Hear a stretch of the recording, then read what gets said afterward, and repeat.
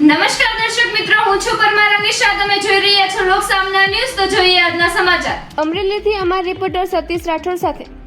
વડિયાના ભૂલકાઓ માટેની સુવિધાઓ બનાવવામાં તંત્ર ઉદાસી કેમ? ઢોળવા નાકાની આંગણવાડી કામ ક્યારે પૂર્ણ થશે?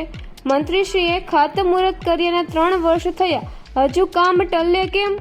ખંડેર હાલતમાં પશુવાડો બની ચૂકી છે આંગણવાડી. સમગ્ર ગુજરાતમાં નાના ભૂલકાઓ માટે આંગણવાડી કેન્દ્રમાં પ્રારંભિક શિક્ષણ આપવામાં આવે છે. અહીંથી બાળક શિક્ષણની શરૂઆત કરે છે. વડિયામાં ઢુંઢિયા પીપળિયા નાકા પાસેથી આંગણવાડી જર્જરિત છે. તે ભાડાના મકાનમાં બેસે છે. તો ઢોળવા નાકા પાસે આવેલી આંગણવાડી નંબર 91 વર્ષ 2023-24માં મનરેગા યોજના તળે મંજૂર કરવામાં આવી હતી અને તે સમયે તાત્કાલિક નાયબ મુખ્ય દંડક અને હાલના મંત્રી કૌશિક વેકરિયાએ ખાતમુહૂર્ત કરીને આ કામગીરી શરૂ કરવામાં આવી હતી. આ કામગીરી શરૂ થયાને 3 વર્ષ થઈ ચૂક્યા છે. હજુ આ કામ અધવચ્ચે પડ્યું છે અને લગભગ છેલ્લા 1.5 વર્ષથી આ કામ બંધ હાલતમાં પડ્યું છે. ત્યારે આ આંગણવાડી અત્યારે નવું બાંધકામ હોવા છતાં ઘણા સમયથી પડતર પડ્યું હોવાથી નબળી ગુણવત્તા તરફ જઈ રહ્યું છે અને સમગ્ર આંગણવાડીનું નિરીક્ષણ કરીએ તો અંદર પશુવાડો હોય તેમ પશુના છાણાના પોદરા અને ગંદકીના ગંજ ખડકાયા છે. ત્યારે આ કામ પૂર્ણ કરવાની સમય મર્યાદા કોઈ છે કે નહીં? આ ભાજપ સરકારમાં કામ હાથમાં લે તે તરત પૂરું કરાવે તેવું કોઈ કહેવાવાળું છે કે નહીં? આ બાબતે વડિયા ગ્રામ પંચાયત સદસ્ય દ્વારા તાલુકા સ્વાગતના પ્રશ્ન મૂકતા ICDH વિભાગ દ્વારા એવો જવાબ આપવામાં આવ્યો કે હાલ કોઈ એજન્સી નથી. 2 પ્રયત્ન કર્યા, કોઈ એજન્સી આવતી નથી અને 3જા પ્રયત્નની પ્રોસેસ ચાલુ છે. તો શું એજન્સી ના હોય તો અધૂરા કામ અધૂરા જ પડ્યા રહે કે પછી અન્ય કોઈ જોગવાઈ કરીને આ 30% જ બાકી કામ પૂર્ણ કરી શકાય? ત્યારે સમગ્ર ઘટના જોતા જવાબદાર અધિકારીઓને વડિયાની આંગણવાડીનું કામ પૂર્ણ કરવું જ ના હોય તેમ 3 વર્ષથી ગોટે ચડી રહ્યું છે અને હવે એટલી હદે એ પહોંચ્યું છે કે જો અત્યારે કામ શરૂ થાય તો લોકાર્પણના પહેલા તેનું રિનોવેશન આવી શકે.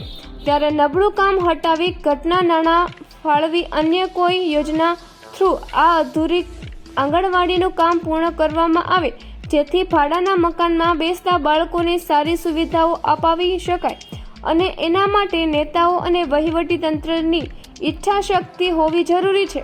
હવે જોવાનું એ રહ્યું કે આંગણવાડીનું કામ ક્યારે પૂર્ણ થાય છે તે તો આવનારા સમય જ બતાવશે. હું જુનેદ ડોડિયા, પ્રમુખ વડિયા વિકાસ સમિતિ. વડિયા ઢોળવા નાકા પાસે આવેલ આંગણવાડી કેન્દ્ર નંબર 91 જે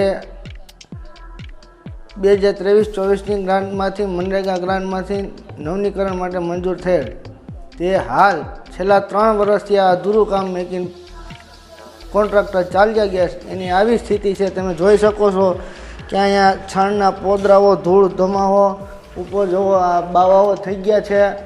સાવ ખંડેર પરિસ્થિતિમાં આમ જોવો ને આપણી ધૂળ છે. આ અડધું કામ મૂકીને વહી ગયા. ચોમાસામાં અહીંયા સ્લેબમાંથી પાણી પડે છે.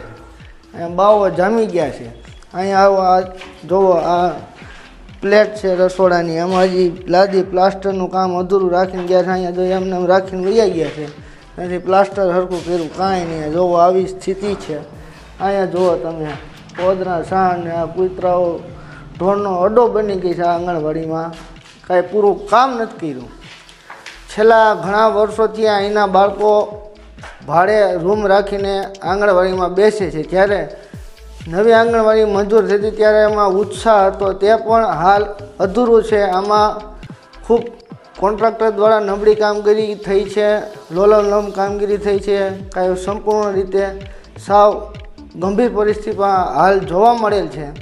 માટે ગઈકાલે મેં માનનીય ગુજરાત રાજ્યના મુખ્યમંત્રી શ્રી ભૂપેન્દ્રભાઈ પટેલને લેખિત પત્રમાં આંગણવાડીનું નવીનીકરણ કામ પૂર્ણ કરવા અને જે આમાં લોલમલોલ કામ થયું છે તેની ઉપર કાયદેસરની કાર્યવાહી પગલાં ભરી કરવામાં આવે અને આ નવીનીકરણની કામગીરી પૂર્ણ કરીને બાળકોને ન્યાય આપવામાં આવે તેની રજૂઆત કરેલ છે. જય હિન્દ, જય ભારત.